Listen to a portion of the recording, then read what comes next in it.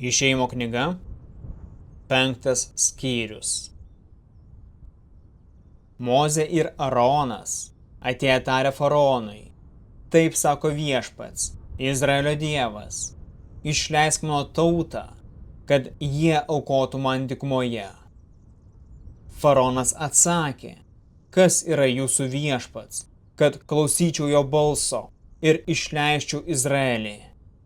Aš nepažįstu Viešpaties ir neišleisiu Izraelio. Jie sakė: Hebrajų Dievas mus pašaukė, prašome, leisk mums keliauti 3 dienas į dykumą ir ten aukoti Viešpačiui, mūsų Dievui, kad jis nebaustų mūsų maru ar kardu. Egipto karalius jiems atsakė: Moze ir Aronai, kodėl atitraukėte žmonės nuo jų darbų? Eikite savo darbų dirbti. Matote, kiek daug žmonių yra krašte, o jūs atitraukite juos nuo jų darbų. Ta pačia diena faraonas įsakė darbų prievaizdams ir vadovams: Nebeduokite kaip iki šiol žmonėms šiaudų plytoms gaminti. Jie patys tegul eina ir prisirenka šiaudų. Tačiau reikalaukite iš jų tokio pat plytų skaičiaus, kokį jie lig šiol pagamindavo. Jo nesumažinkite, nes jie dykinėja ir todėl šaukia: Išleisk mus aukoti savo Dievui. Duokite jiems daugiau darbo, tegul dirba ir nepaiso tuščių kalbų. Darbų prievaizdai ir vadovai išėję kalbėjo: Taip sako faraonas, aš nebeduosiu jums šiaudų. Eikite ir rinkite, kur rasite. Tačiau turėsite padaryti tiek, kiek ir anksčiau.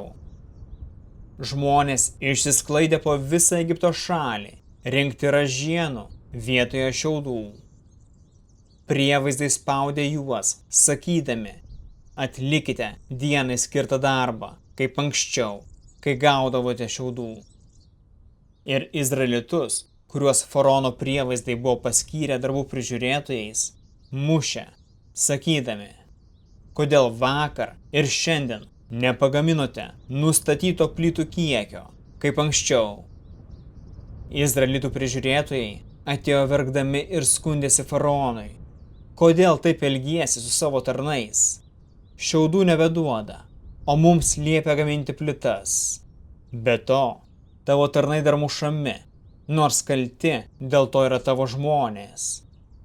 Jis atsakė: Jūs vien tik dykinėjate, todėl sakote: Išleisk mūsų aukoti Viešpačiui.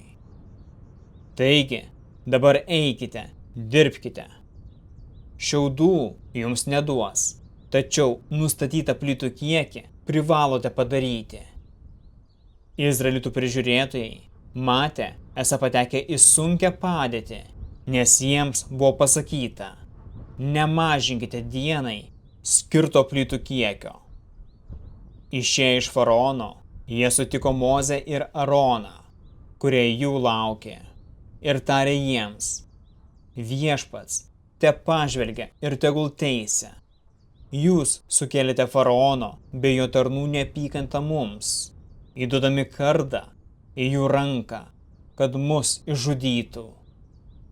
Mozė kreipėsi į Viešpatį: Viešpatie, kodėl taip piktai pasielgiai su šitais žmonėmis? Kodėl siuntei mane? Nuo to laiko, kai nuėjau pas faraoną kalbėti tavo vardu, jis dar blogiau elgėsi su mano tauta. Tu neišvadavai savo tautos.